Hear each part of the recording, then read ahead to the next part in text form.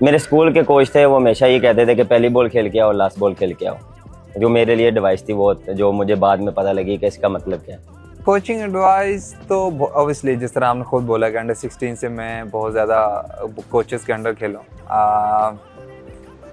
मुझे लगता है कि जब मैं इंटरनेशनल में आया था तो मिकी का जो रोल था मेरे लिए सबसे इम्पोर्टेंट था, क्योंकि एक फादर फिगर चाहिए था उस टाइम, और वो जो हमें एडवाइस करते थे। ऑब्वियसली उस टाइम मुझे इतना समझ नहीं आती थी कि वो जो बातें कर रहा था, लेकिन अब इस स्टेज पे मैं आया हूँ कि जो वो बातें कर रहे थे तो वो मेरे लिए बहुत ज़्यादा फ़ायदेमंद था।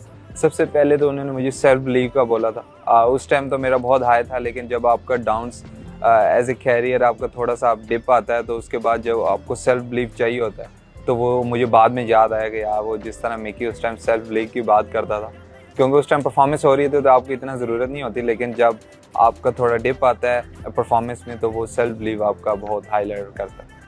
मेरे ख्याल से जिस तरह सैम केल के आ रहा है 2-3 साल से मैं उसके साथ हूँ, अभी मेरे 6-7 महीने हो गए उसके साथ, तो केल के मज़ा आ रहा है उसके साथ।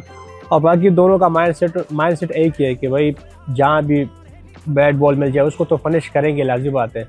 लेकिन ये कि जिस तरह हमें रोल दिया हुआ है अनीब भाई ने, जिस तरह हमें समझाया हुआ है कि आप लोगों ने सर्कल को किस तरह यूटिलाइज़ करना है, तो आपने हमेशा देखा हो कि हम उस चीज़ को यूटिलाइज़ करते हैं और हम पूरा चांस लेते हैं। उसमें बिल्कुल रिस्क भी होते हैं, लेकिन आपको T20 में रिस्क लेना होता है। तो मेरे ख्याल से सैम के साथ एंजॉय करूँ और आगे भी इंशाल्लाह आपको इसी तरह नजर आएगा। देखिए, डिपेंड करता है सिचुएशन के हिसाब से, टीम क्या रिक्वायर्ड कर रही है, क्या सिचुएशन चल रही है, किस तरह लेके चलना है, किस तरह किस टाइम पे डोमिनेट करना है, वो ऑन द डे आप जो है वो वहाँ पे प्लान करते हैं। एक टीम का प्लान होता है, एक पर्सनल प्लान होता है, तो हम मोस्टली कोशिश करते हैं कि टीम का प्लान को फॉलो करें। तो मोस्टली पॉजिटिव रहते हैं, always look for runs, boundaries. आपको पता है एंटरटेनमेंट है T20, तो कोशिश करते हैं कि लोगों को एंटरटेन किया जाए। मैं इतनी ज़्यादा क्रिकेट खेल चुका हूँ कि आपको बैट्समैन से भी पता चल जाता है जब आप उसको देख रहे हो कैसा खेल रहा है, और उसके अलावा आपको कंडीशन भी बता देती है कि दूसरी टीम इस टाइम क्या चाहती है। सिचुएशन और कंडीशन के लिहाज से आपको पता चल जाता है कि दूसरी टीम क्या चाहती है।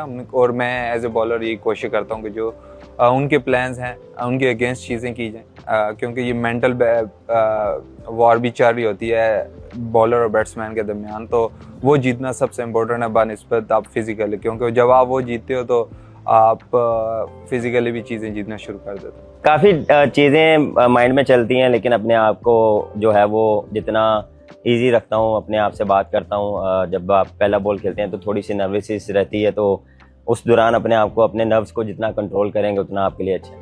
पहला बॉल